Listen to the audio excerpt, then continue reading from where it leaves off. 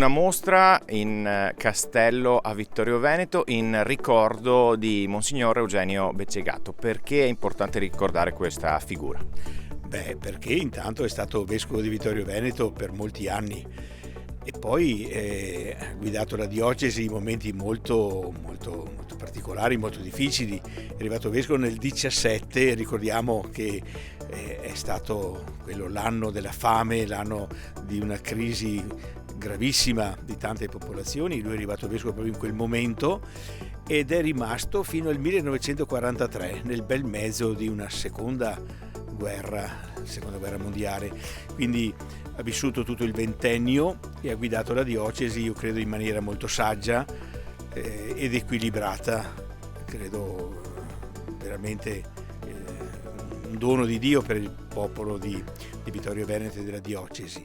Ecco, è un uomo spirituale, certamente. Lui aveva fatto il direttore spirituale, il padre spirituale in seminario di Treviso, aveva scritto anche dei libri molto diffusi di meditazione per i seminaristi, ma contemporaneamente un uomo anche molto pratico, che ha saputo scegliere dei collaboratori molto validi anche per lavori materiali e per restauri. Ricordiamo il terremoto che c'è stato anche durante il suo episcopato, e ha saputo anche, una cosa molto interessante, riconoscere alcuni carismi di vita consacrata e di vita religiosa che sono sorti proprio durante il suo episcopato. Ricordiamo l'istituto di San Raffaele, ricordiamo la casa diocesana e anche altre realtà religiose del Santo Volto, e lui ha saputo cogliere il carisma presente in questi germi, diciamo, di vocazione, e ha saputo poi farli anche crescere. Quindi davvero un vescovo che vale la pena di ricordare.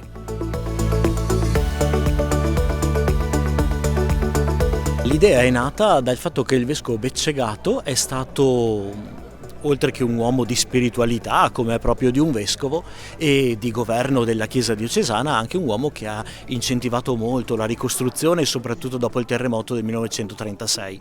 È un uomo che ha avuto a cuore l'arte e la bellezza di alcune chiese, la stessa costruzione della nuova cappella del seminario vescovile, e quindi come non celebrare gli 80 anni della morte di questo vescovo se non attraverso un extempore, una mostra di opere scultoree di arte contemporanea. Intanto per me è un piacere e un onore essere stato chiamato qui con delle opere in questa location meravigliosa.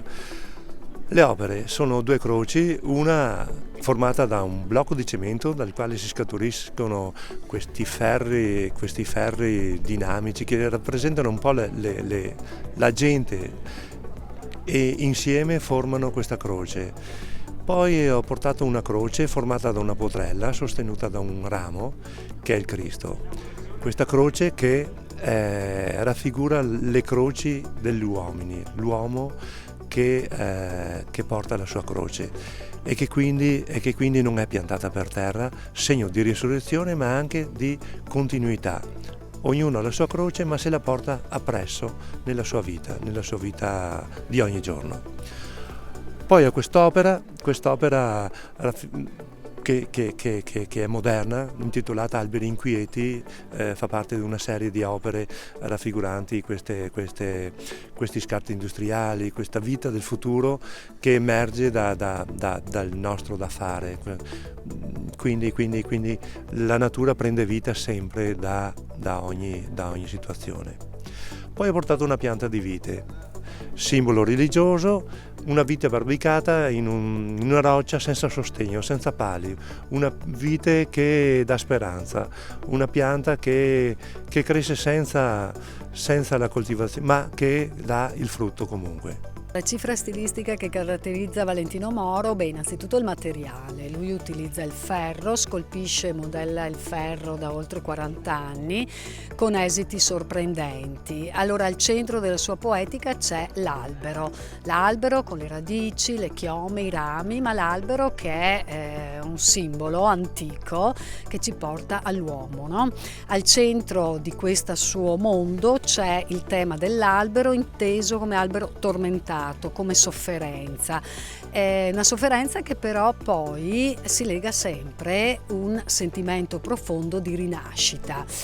Valentino Moro, ricordo che ha questo atelier meraviglioso a Miane, c'è un parco sculture antistanti in cui noi possiamo ammirare in maniera completa proprio questa tematica dell'albero declinata, diciamo, in tante sfaccettature. Qui in questa mostra particolarissima all'interno quindi degli spazi vescovili ritroviamo il tema dell'albero, della vite carissima, ma soprattutto la croce.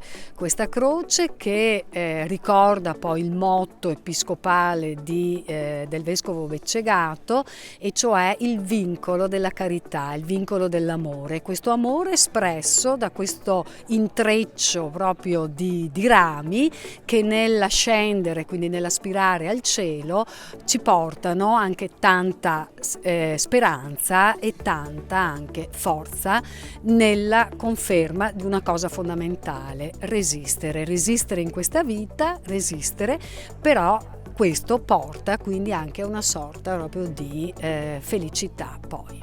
Cosa sta dietro al lavoro per la realizzazione di queste opere?